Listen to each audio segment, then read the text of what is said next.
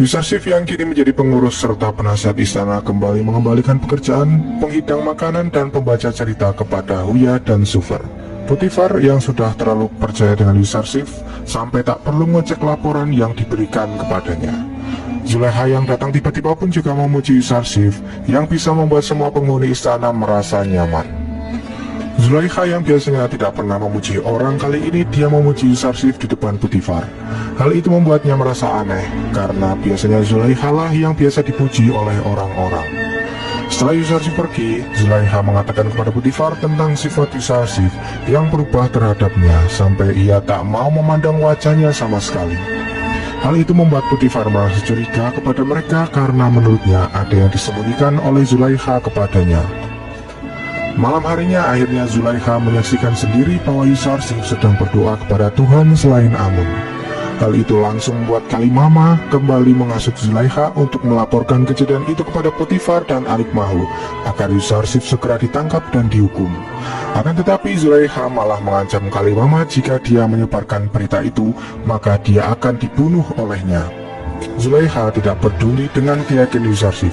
Dia hanya peduli bagaimana caranya agar dia bisa mendapatkan hati Yusarsif agar menjadi miliknya.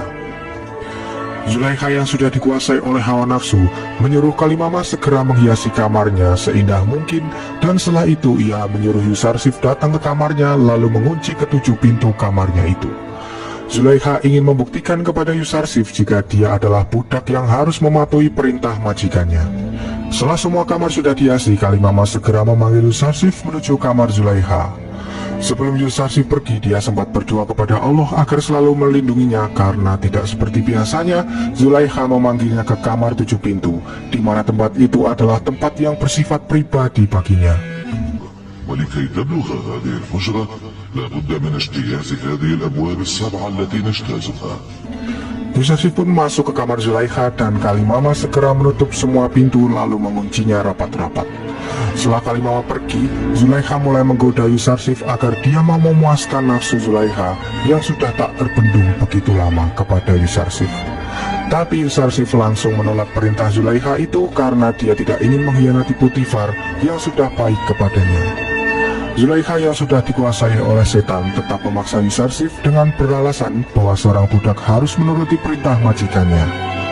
Akan tetapi Yusarsif lebih mematuhi penciptanya daripada majikannya yang hanya menginginkan hawa nafsu setan.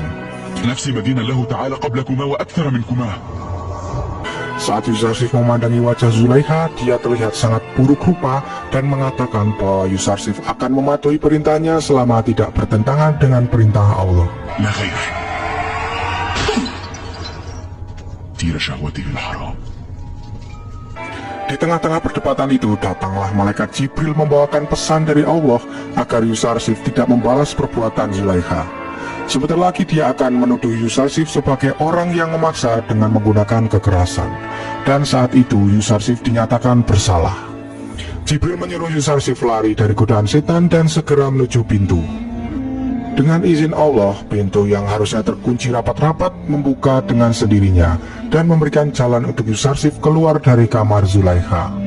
Zulaikha pun terus mengejar Yusarsif hingga akhirnya sebelum mereka keluar, Zulaikha sempat merobek baju milik Yusarsif yang berusaha menariknya.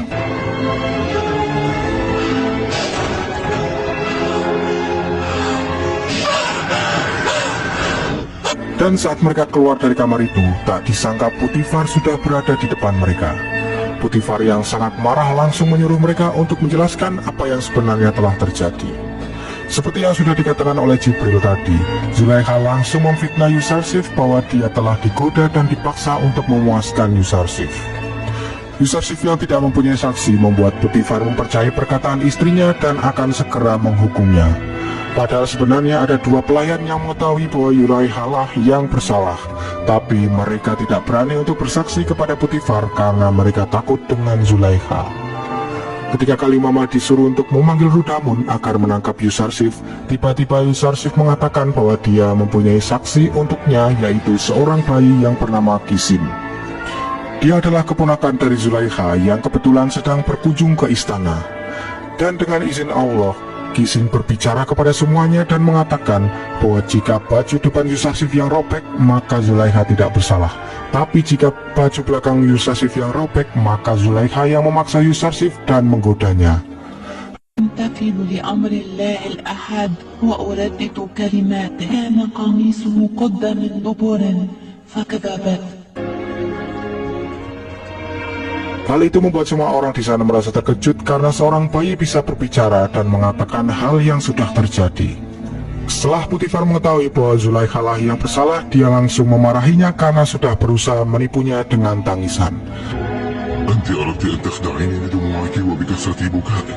Potifar lalu meminta maaf kepada Yusarsif karena sudah menuduhnya dan menyuruh semua orang di sana agar tidak menyebarkan kejadian itu kepada orang lain.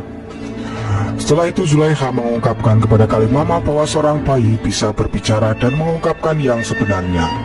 Zulaikha masih merasa aneh karena Kisin mengatakan bahwa dia berbicara atas izin Tuhan yang Maha Esa. Dia juga merasa aneh karena pintu yang terkunci rapat bisa membuka sendiri seolah-olah memberikan jalan kepada Yusarsif. Kalimama lalu menghasut Zulaikha bahwa Yusarsif menggunakan sebuah sihir. Dia juga menyihir semua penghuni istana agar menyukai dirinya. Tapi Zulaikha langsung menyangkal tuduhan itu karena dari kecil Yusarsif hidup di istana dan tidak berguru kepada guru sihir manapun. Kejadian itu ternyata langsung menyebar ke seluruh istana bahkan sampai penjuru Mesir karena dua pelayan yang tadi menceritakan semua kejadiannya. Di sisi lain pendeta Kimuni mulai mendekati seorang pelayan istana Amunhotep yang bernama Apophis. Dia menghasut jika selama ini Potifar dan Amunhotep memusuhi Amun dan akan memeranginya. Akan tetapi Apophis tidak mempercayai perkataan Kimuni karena menurutnya Amunhotep adalah manusia setengah dewa dan mana mungkin sesama dewa akan saling menghancurkan. Tapi Kimuni tetap menghasut Apophis dengan mengatakan bahwa Potifar dan Amunhotep sering menghina Amun dan para pendeta kuil. Kimuni juga sempat membahas skandal antara Zulaikha dan budak Ibraninya yang menurutnya itu adalah kutukan dari Amun untuk Potifar dan keluarganya. Dia juga menyuruh Apophis untuk menemui Anikmahu agar Apophis percaya bahwa yang dikatakannya itu adalah benar. Singkat cerita, saat masyarakat sedang mendengarkan Amun berbicara, terlihat ada seseorang yang penasaran dari mana asal suara Amun itu. Ketika dia memandangi sebuah jendela, Amun langsung memarahi orang itu dan menganggap dia kafir karena meragukan Amun. Dan ternyata selama ini yang berbicara dan mengaku sebagai Amun adalah Anikmahu yang bersembunyi di balik jendela kuil yang ada di atas. Tapi semua warga Mesir tidak mengetahui hal itu karena mereka sudah sangat fanatik dengan Amun dan takut akan kutukan darinya. Sementara itu Zulaikha mulai cemas karena berita aibnya sudah tersebar ke seluruh Mesir. Kalimama juga menjelaskan bahwa seluruh wanita bangsawan Mesir mulai menjelek-jelekan Zulaikha karena sudah tertarik dengan seorang budak.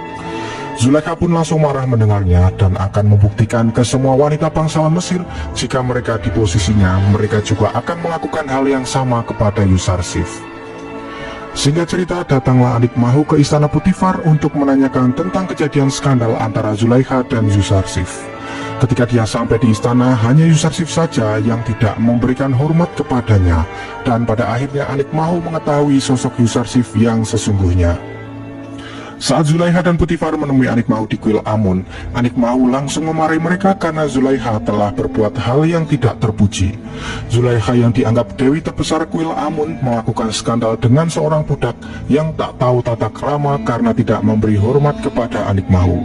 Potifar yang mendengarnya hanya cuek dengan semua ocehan dari Anikmahu itu. Dan Zulaikha yang sudah terpojok meminta kesempatan kepada Anikmahu bahwa dia bisa membuktikan kalau dirinya tidak bersalah. Anikmahu pun akan melihat apa yang akan dilakukan Zulaikha untuk membersihkan aibnya pada semua orang.